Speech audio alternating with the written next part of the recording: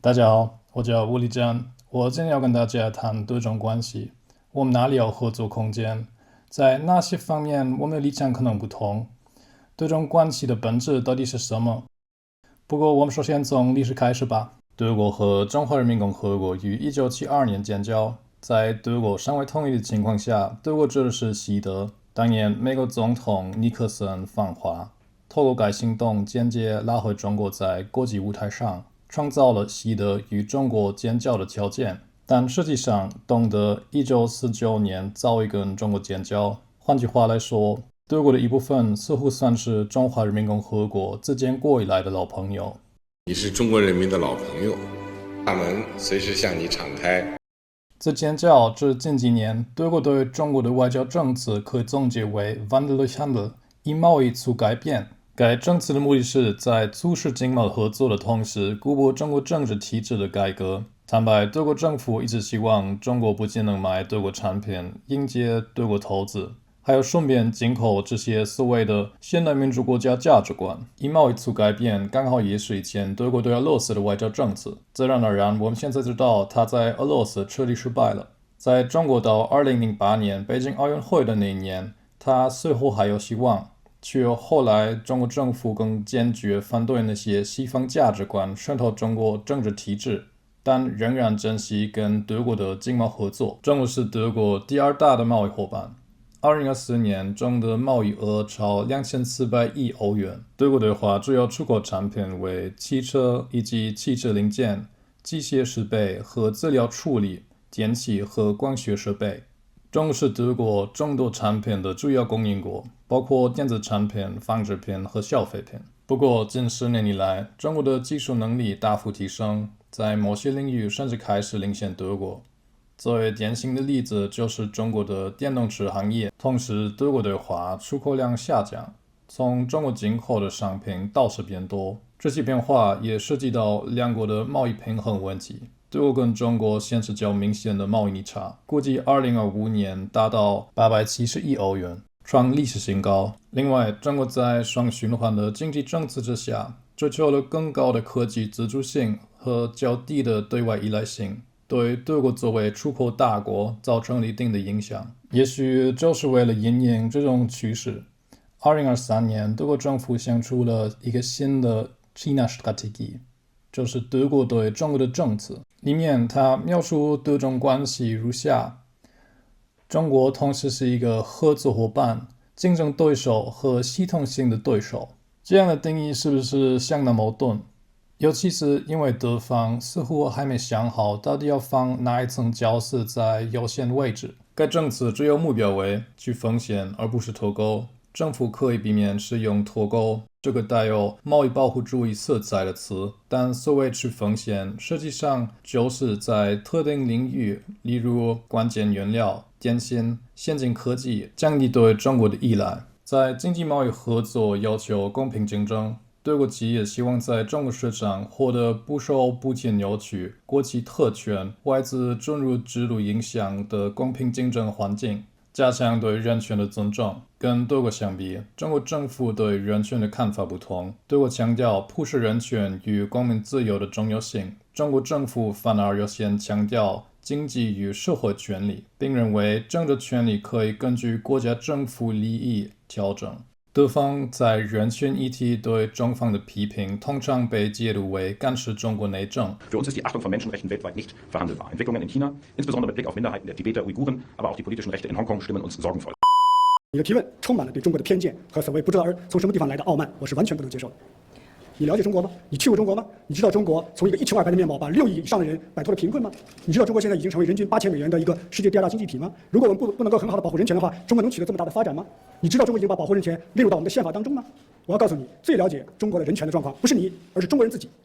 你没有发言权，而中国有发言权。气候变迁和国际议题上的合作，在气候变迁领域，中德仍然有合作的空间。尤其是因为最近在川普领导下的美国似乎对环保和全球暖化问题不屑一顾。如果世界第2和第3大的经济体在这些方面能做出贡献，肯定是一件好事。国际议题的话，因为经常理念不同，所以要看具体是什么样的国际议题，跟什么国际机构有关。比如针对联合国改革，中的想法未必一致，更不用提台海局势、俄乌战争。可是两国都会支持国际贸易组织和相关贸易体制。这份政策为什么重要呢？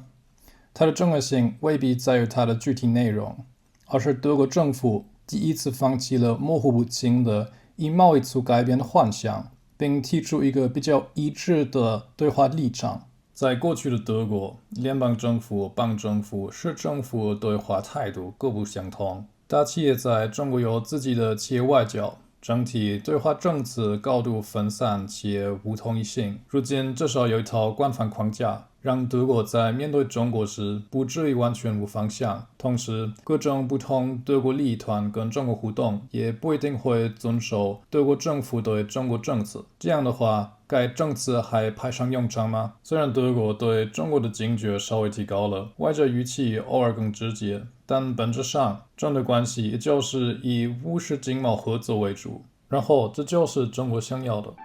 我们要说到的这第二个特点，其实也是中德关系的底色，那就是务实合作。我想大家也注意到了，这次陪同舒尔茨总理访华的还有德国环境、农业、交通3位内阁部长，大家非常熟悉的像西门子、拜耳、宝马、梅赛德斯奔驰、大众、巴斯夫等知名的跨国公司的负责人，也涉及到汽车、医药、能源、物流等等多个领域。其实一直以来，经贸合作都被认为是中德关系的压舱石。那德国已经连续49年是中国在欧洲最大的贸易伙伴，而中国也已经连续8年保持德国全球最大贸易伙伴。但是同时，我们也注意到，近来中德之间原本良好而互补的经贸关系掺进来不少杂音。一些西方国家错误的以地缘政治零和博弈的思维来取代全球化思维，鼓吹所谓的去风险和降依赖。而事实上，中德作为2个大国和全球经济增长的重要引擎，共识要远多于分歧，合作要远大于竞争。我想，中德是伙伴而不是对手，拆墙筑路，相互走动才是应有之义。2025年年初，德国选出新政府，由梅尔茨出任总理。到目前为止，梅尔茨本人尚未访华，但在过去几个月，德国副总理和德国外交部长都已先后前往北京。其实，德国外交部长原本更早就有访华计划，但因为他公开批评中国在印太地区的安全行为，遭到中方谴责，导致他取消相关行程，显示双方在安全和价值议题上仍然存在明显的分歧。不过，从这2次德国代表团实际访华的内容来看，整体模式与梅克尔政府、小泽政府时期并没有本质上的差异，重点依然放在务实性的经贸合作。真正的变化出现在美中贸易战的背景下，中国开始把稀土出口管制当作谈判筹码。最近，德国经济停滞不前，而汽车与工业体系高度依赖中国稀土。中国似乎也意识到这一点，并在交流中希望德国能在欧盟内部发挥建设性的作用。共同欧盟建交50周年，希望德方充分发挥欧盟核心成员的影响力和引领作用，推动中欧相向而行，通过对话协商妥善解决经贸摩擦。也就是在欧盟对华贸易政策上，特别是在电动车反补贴调查与关税问题上，采取相对温和的立场。